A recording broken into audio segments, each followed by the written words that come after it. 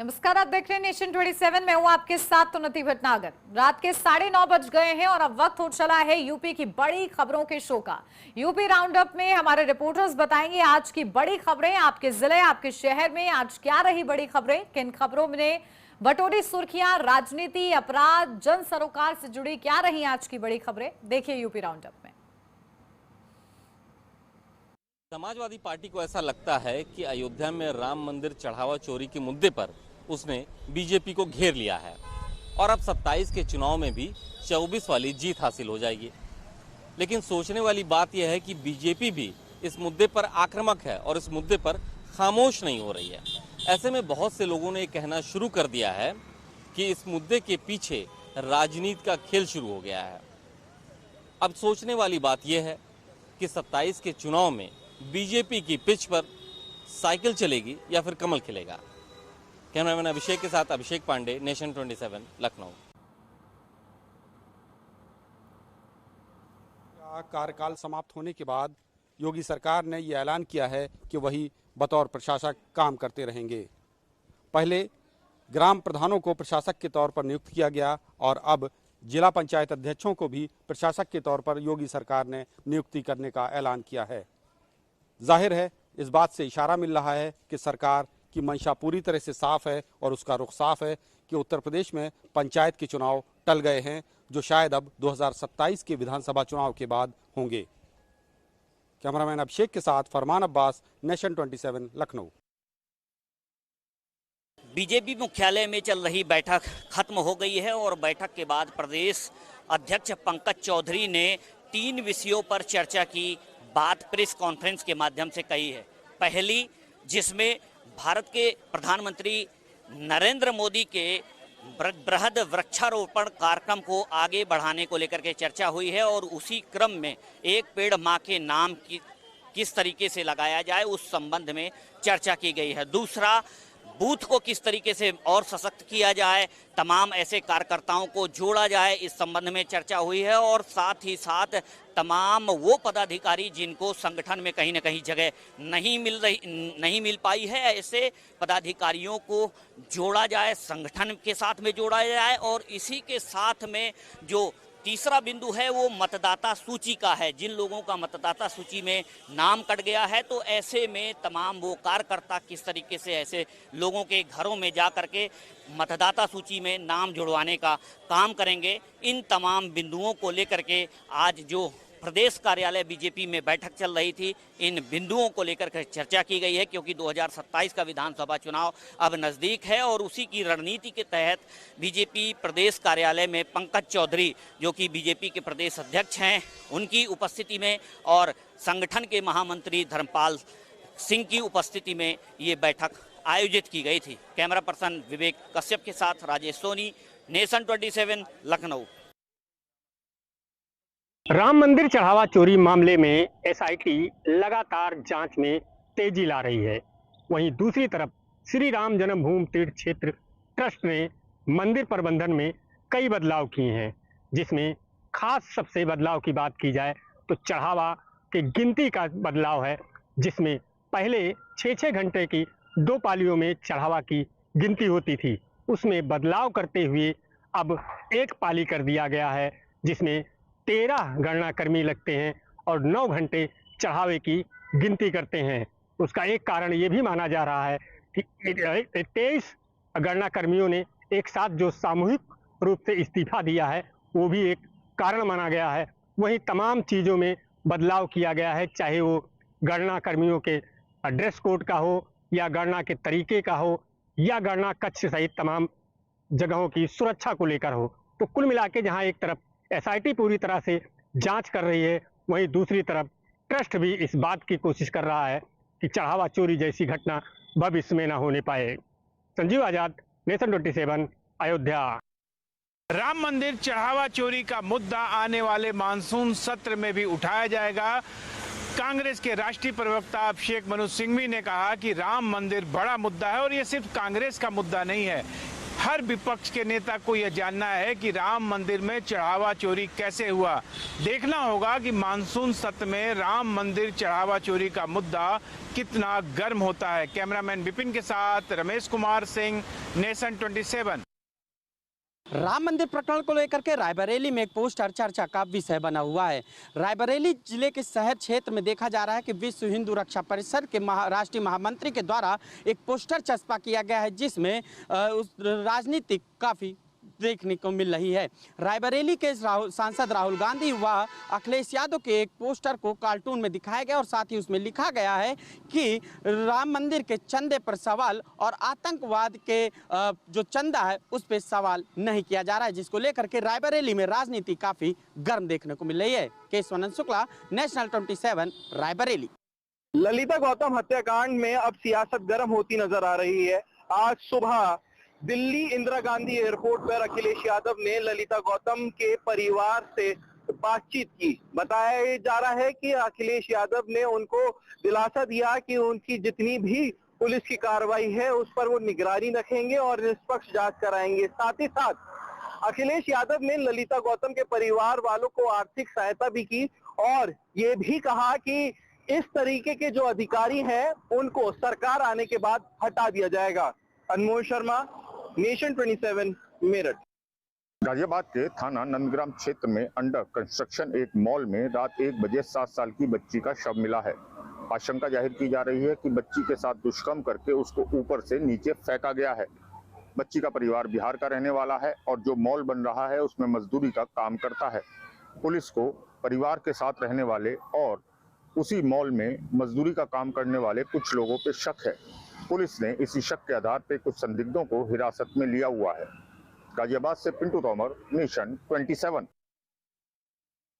बस्ती में रिश्तों को शर्मसार कर देने वाला एक मामला सामने आया, जहां पर पिता ने अपनी ही 2 नाबालिग बेटियों के साथ दुष्कर्म किया। दुष्कर्म के बाद मुंह ना खोलने के लिए जान से मारने की धमकी भी दे डाली। मामला बस्ती के कलवारी थाना क्षेत्र का है, जहां पर 2 बेटियां जो दोनों नाबालिग थी और पिता ने जबरिया उनके साथ शारीरिक संबंध बनाया और धमकी दी कि यदि मुंह खुला या पुलिस में इसकी शिकायत की गई तो उन्हें जान से मार दिया जाएगा। फिलहाल मां की तहरीर पर पुलिस ने पिता को जेल भेज दिया है। बस्ती से नेशन 27 के लिए इमरान अली। इटावा में थाना ऊसराहर पुलिस ने 8 वर्षीय नाबालिग बालिका के साथ दुष्कर्म की वारदात को अंजाम देने वाले आरोपी को देर रात मुठभेड़ में गिरफ्तार कर लिया। पुलिस ने आरोपी युवक के पास से अवैध तमंचा और कारतूस बरामद किए हैं। पुलिस की गोली लगने से आरोपी युवक घायल हुआ है, जिसे उपचार के लिए जिला अस्पताल में भर्ती कराया गया है। इटावा से नेशन 27 के लिए रोहित सिंह चौहान। उत्तर प्रदेश का जनपद रामपुर उत्तराखंड की सीमा से सटा है। यही कारण है कि सैलानी बड़ी तादाद में रामपुर से होकर गुजरते हैं। फिलहाल घटना दुखद है। दिल्ली के कुछ लोग 2 वाहनों में सवार होने के बाद रामनगर की ओर जा रहे थे, तभी टांडा थाना क्षेत्र में एक जबरदस्त हादसा होता है। एक जो वाहन है वो चलते ट्रक में घुस जाता है, जिसके बाद उसमें सवार 3 लोगों की मौत हो जाती है और उन्हीं में जो घायल थे उनको उपचार के लिए जिला अस्पताल पहुंचाया गया। उन्हीं में से एक जिला अस्पताल में दम तोड़ देता है। कुल मिलाकर ये दुखद हादसे में 4 लोगों की मौत अब तक हो चुकी है। रामपुर से नेशन 27 के लिए विजय सिंह खान। बरेली के नगर निगम के दावों की पोल खोलती नजर आई है। 2 दिन की लगातार बारिश हो रही है, ऐसे में जगह जगह जलभराव की समस्या नजर आई है। मैं अपने कैमरामैन से कहूंगा कि वो दिखाएं यहाँ पर जलभराव की स्थिति है। ये सिटी स्टेशन का रोड है, जो मेन रोड है, और ये सीधे दिल्ली को हाईवे जोड़ता है और ये यहाँ से सीधे दिल्ली के लिए आप सफ़र के लिए निकल सकते हैं। और इस हाईवे पर आप देख सकते हैं कि किस तरीके से जलभराव हो गया है। जगह जगह जलभराव की समस्या देखी गई है। नगर निगम के दावों की पोल खुलती नजर आई है। 2 दिन से लगातार जो बारिश हो रही है, उस बारिश में जो नाले हैं वो उफान पर आ गए हैं, चाहे नालियां कहें या फिर नाले कहें, वो नाले लगातार उफान पर हैं। जगह जगह जलभराव की समस्या देखी गई है। कैमरामैन जावेद के साथ मुनीर जैदी, नेशन 27, बरेली। शामली के चरवा थाना क्षेत्र में सुबह मेड़ काटने को लेकर 2 पक्षों में विवाद हुआ था। विवाद इतना तेज हुआ कि दोनों पक्षों में खूनी संघर्ष हो गया।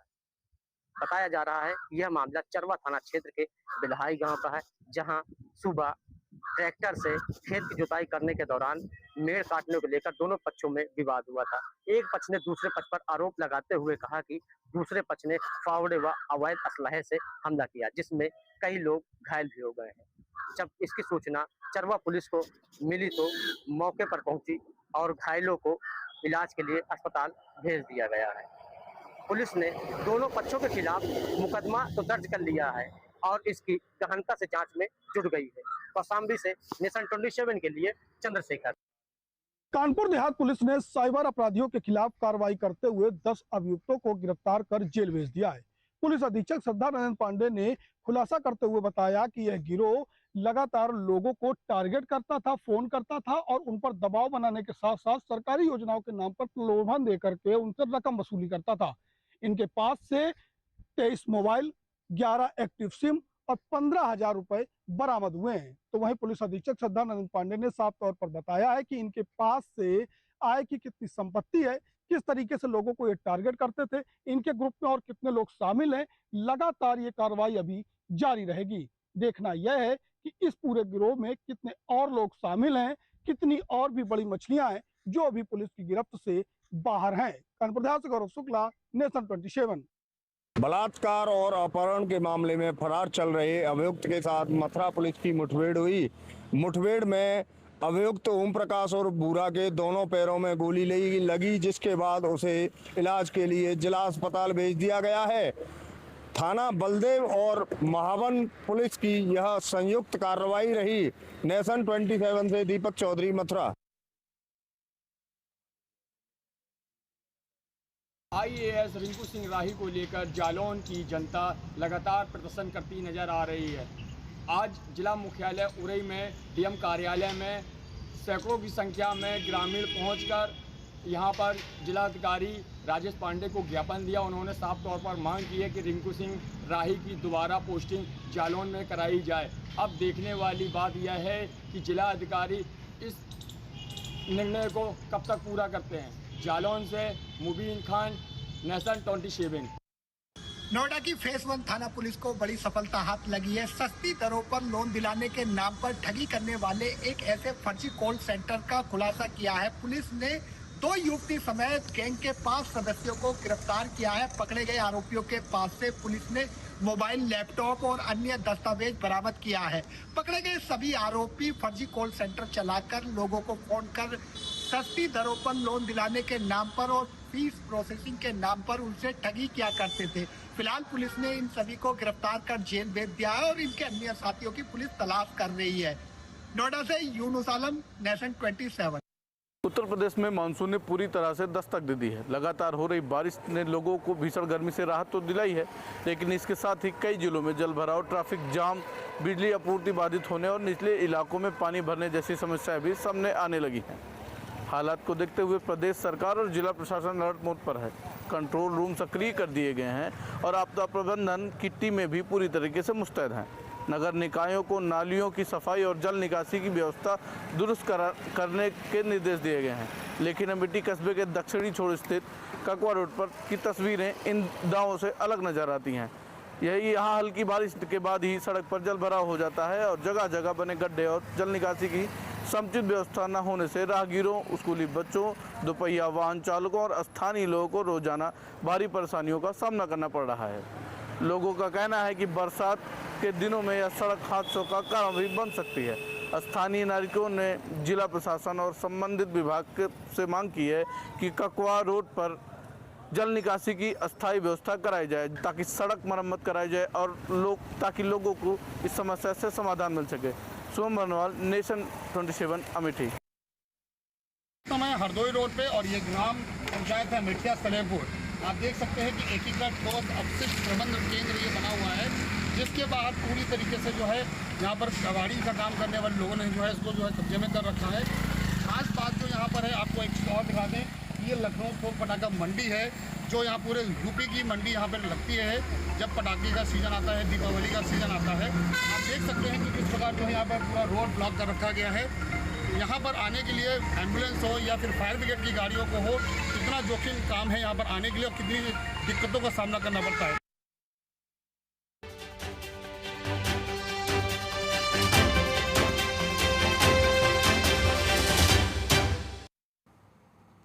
और अब रुक करेंगे खास रिपोर्ट का, जहां अयोध्या में राम मंदिर आस्था का सबसे बड़ा प्रतीक, लेकिन अब यही मंदिर एक बार फिर राजनीति के केंद्र में है। समाजवादी पार्टी के अध्यक्ष अखिलेश यादव लगातार राम मंदिर के प्रबंधन और अनियमितताओं के मुद्दे पर भाजपा को घेर रहे हैं। दूसरी तरफ मुख्यमंत्री योगी आदित्यनाथ और बीजेपी पलटवार करते हुए इसे राम विरोधी राजनीति बता रही है। अब बड़ा सवाल यह है कि क्या अखिलेश यादव बीजेपी के सबसे मजबूत राजनीतिक कवच पर हमला कर रहे हैं, या फिर बीजेपी खुद चाहती है कि चुनाव का नैरेटिव फिर से राम मंदिर के इर्द गिर्द ही घूमे। ऐसे में सवाल उठने लगा है कि क्या 2027 के चुनाव के केंद्र राम मंदिर का मुद्दा ही हावी रहेगा। देखिए रिपोर्ट।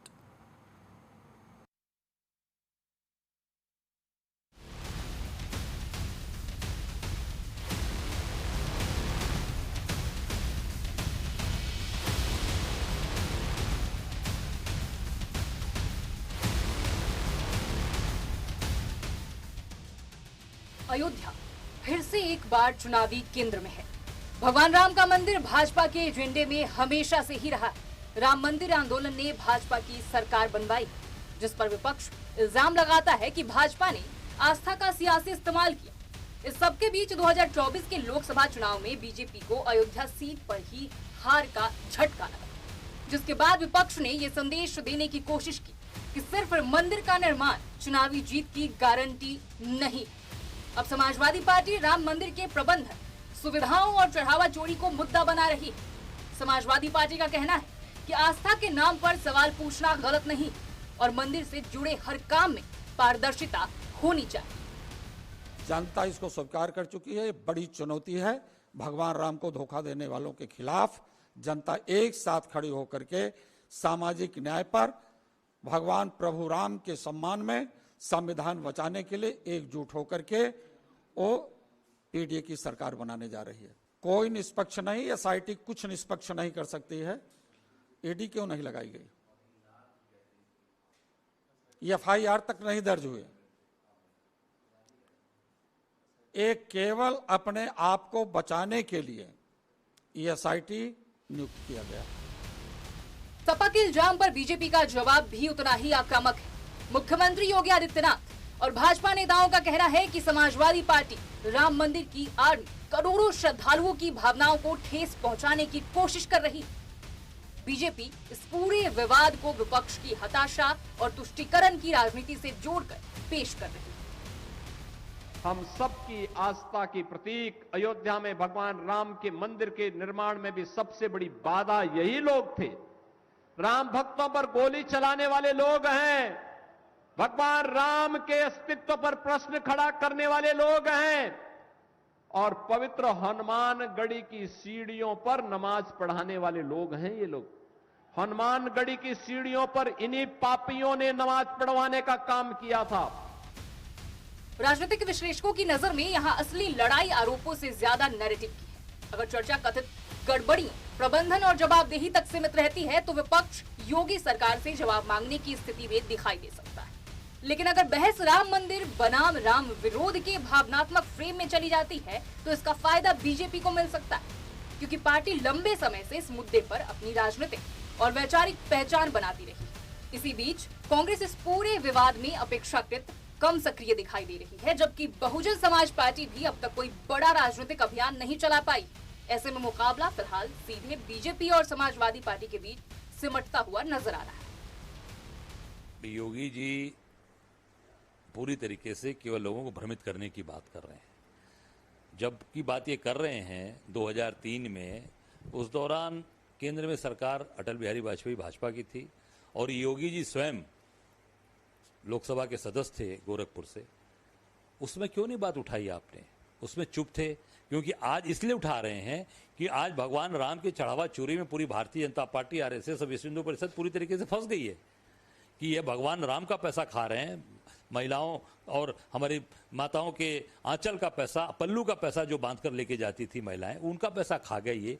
इससे बड़ा निकृष्ट कौन हो सकता है? इससे बड़ा घोर पाप क्या हो सकता है? ये पूरी तरीके से चोरी करके इन लोगों ने भगवान राम का पैसा खा गए, चढ़ावे का पैसा। आज उसको घुमाने के लिए आज ये बात को का सहारा ले रहे हैं। इनको ध्यान रखना चाहिए कि उस समय लोकसभा के सदस्य थे, सरकार के अंदर आपने उस बात को क्यों नहीं उठाया, उसका विरोध क्यों नहीं किया? इसलिए कि आज केवल चीज़ों को डाइवर्ट करने के लिए सब बातें कर रहे हैं, पर जनता समझ चुकी है। अब कोई व्यक्ति आपके बहकावे में नहीं आएगा। अब सब लोग समझ चुके हैं कि ये पूरी तरीके से ये लोग चढ़ावा चोर हैं, भगवान राम का पैसा खा गए, चंदा चोर है। यानी ये अंदाजा आसानी से लगाया जा सकता है कि राम मंदिर चढ़ावा चोरी के मुद्दे के पीछे की असल सियासी गणित क्या। सवाल नंबर 1, क्या अखिलेश यादव बीजेपी को घेर रहे हैं? सवाल नंबर 2, या बीजेपी चाहती है कि चुनाव फिर राम मंदिर पर लड़ा जाए? सवाल नंबर 3, क्या 2027 में मंदिर का प्रबंधन बड़ा चुनावी मुद्दा बनेगा? सवाल नंबर 4, कांग्रेस और बसपा की चुप्पी किसके लिए फायदेमंद है? इन सवालों में ही जवाब भी छिपे हुए। 2024 के लोकसभा चुनाव में अयोध्या में जीत अखिलेश को बीजेपी की पिच पर जाकर खेलने को मजबूर कर रही है, जबकि बीजेपी को 100% उम्मीद है कि भगवान राम के नाम पर ही 27 के चुनाव में जीत मिली। मायावती के लिए अयोध्या से कोई स्कोप नहीं, तो कांग्रेस गठबंधन के जरिए ही कुछ सीटें जीतने की फिराक में। राम मंदिर करोड़ों लोगों की आस्था का केंद्र है, लेकिन लोकतंत्र में सार्वजनिक संस्थाओं और व्यवस्थाओं पर सवाल भी राजनीतिक बहस का हिस्सा। ऐसे में ये देखना दिलचस्प होगा कि 2027 का चुनावी विमर्श किस दिशा में जाता है। क्या बहस मंदिर के प्रबंधन और जवाबदेही पर केंद्रित रहेगी, या फिर राजनीतिक दल इसे आस्था और पहचान की लड़ाई में बदल देंगे? समाजवादी पार्टी को ऐसा लगता है कि अयोध्या में राम मंदिर चढ़ावा चोरी के मुद्दे पर उसने बीजेपी को घेर लिया है और अब 27 के चुनाव में भी 24 वाली जीत हासिल हो जाएगी। लेकिन सोचने वाली बात यह है कि बीजेपी भी इस मुद्दे पर आक्रामक है और इस मुद्दे पर खामोश नहीं हो रही है। ऐसे में बहुत से लोगों ने कहना शुरू कर दिया है कि इस मुद्दे के पीछे राजनीति का खेल शुरू हो गया है। अब सोचने वाली बात यह है कि 27 के चुनाव में बीजेपी की पिच पर साइकिल चलेगी या फिर कमल खिलेगा। कैमरामैन अभिषेक के साथ अभिषेक पांडे, नेशन 27, लखनऊ। यूपी में ग्राम प्रधान और जिला पंचायत के चुनाव समय पर होने की संभावना नहीं है, यानी पंचायत चुनाव टल गए हैं। पहले ग्राम प्रधानों का कार्यकाल समाप्त होने के बाद उन्हें प्रशासक बनाया गया और फिर योगी सरकार ने जिला पंचायत अध्यक्षों का कार्यकाल खत्म होने के बाद उन्हें भी प्रशासक बनाए जाने का ऐलान कर दिया है, जिस पर विपक्ष उसे आड़े हाथों ले रहा है। देखिए रिपोर्ट।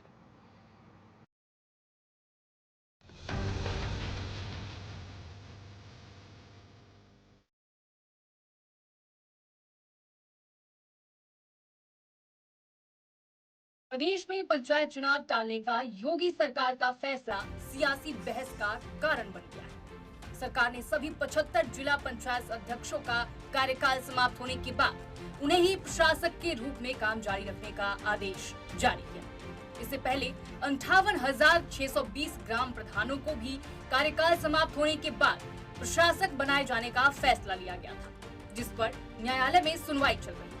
विपक्ष का आरोप है कि भाजपा सरकार पंचायत चुनाव कराने से बच रही है। समाजवादी पार्टी और कांग्रेस का कहना है कि प्रदेश में जनता का मूड सरकार के खिलाफ है, इसलिए चुनाव टाले जा रहे हैं। देखिए, निश्चित तौर से ये चुनाव समय पर होने चाहिए थे, पर ये सरकार भाग रही है।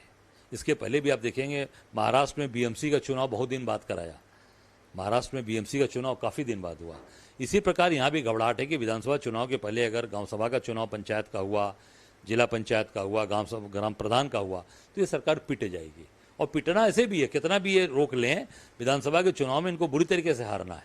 क्योंकि चढ़ावा चोरी और जो आज चंदा चोरी, आज भगवान राम का पैसा खा गई, ये घर घर की चर्चा बन गई, परिवार की चर्चा बन गई, तो इनको जाना ही जाना है। जो भगवान राम को के नाम पर आए, और भगवान राम निश्चित तौर से इनको दंड देने जा रहे हैं और बहुत बड़ा दंड देने जा रहे हैं। यही नहीं, पूरे देश में दंड देने जा रहे हैं। मुझे लगता है कि ये पंचायत का चुनाव कभी भी कराएंगे, बुरी तरीके से फेल होंगे और विधानसभा के चुनाव में भी फेल होने जा रहे हैं। हाई कोर्ट ने अस्वीकार कर दिया कि जो जिस पद पर है वह प्रशासक नहीं हो सकता है यदि उसका कार्यकाल समाप्त हो गया है। हाई कोर्ट ने बड़ा झटका मारा उत्तर प्रदेश सरकार को, लेकिन आज भी सरकार के कान में जू नहीं रेंग रहा है। और जिला पंचायत अध्यक्षों के कार्यकाल के समाप्त होने के बाद उन्हीं को प्रशासक फिर बनाया गया। फिर हाई कोर्ट उनको झटका मारेगा कि वह व्यक्ति जो इसका कार्यकाल समाप्त हो गया है वह प्रशासक नहीं हो सकता है, सरकारी कोई व्यक्ति उसका प्रशासक बन सकता। बीजेपी सरकार के इस फैसले का सभी विपक्षी दल विरोध कर रहे हैं। वहीं भाजपा ने विपक्ष के आरोपों को पूरी तरह से खारिज किया। पार्टी का कहना है कि प्रशासक बनाए जाने का निर्णय केवल प्रशासनिक निरंतरता बनाए रखने के लिए लिया गया ताकि विकास कार्य प्रभावित न हो। भाजपा का दावा है कि पंचायत चुनाव नियमानुसार और राज्य निर्वाचन आयोग की प्रक्रिया के अनुसार ही कराए जाएंगे। सरकार का कहना है कि विपक्ष बिना वजह भ्रम फैलाने की कोशिश कर रहा है। भारतीय जनता पार्टी पर आरोप लगाने वाले लोग जो कहते हैं कि भाजपा हमेशा चुनावी मोड में रहती है, आज वही जिला पंचायत और प्रधानी के चुनाव को लेकर भाजपा पर आरोप लगा रहे हैं। और समय बताएगा कि चुनाव कब होगा, लेकिन समाजवादी पार्टी को 2027 जून का समाप्तवादी काल आने वाला है, उसके बारे में भी विचार मंथन करना चाहिए। कई पार्टियों का राष्ट्रीय पार्टी स्तर भी समाप्त होने वाला है और समाजवादी पार्टी और कांग्रेस पार्टी उत्तर प्रदेश में शून्य पर पहुंचने जा रही है। तो कहीं न कहीं समाजवादी पार्टी अपनी एनर्जी को लॉस करने का काम कर रही है, अपने कार्यकर्ताओं को हताश और निराश करने का काम कर रही है। फिलहाल ग्राम प्रधानों को प्रशासक बनाए जाने का मामला अदालत में विचाराधीन है, जबकि जिला पंचायत अध्यक्षों को लेकर जारी आदेश ने राजनीतिक बहस को और तेज कर दिया। अब सभी की नजरें राज्य निर्वाचन आयोग की अगली घोषणा और अदालत की कार्यवाही पर टिकी हुई। यूपी में पंचायत चुनाव कब होंगे और इस राजनीतिक घमासान का अंत कब होगा, इस पर पूरे प्रदेश की निगाह टिकी हुई है।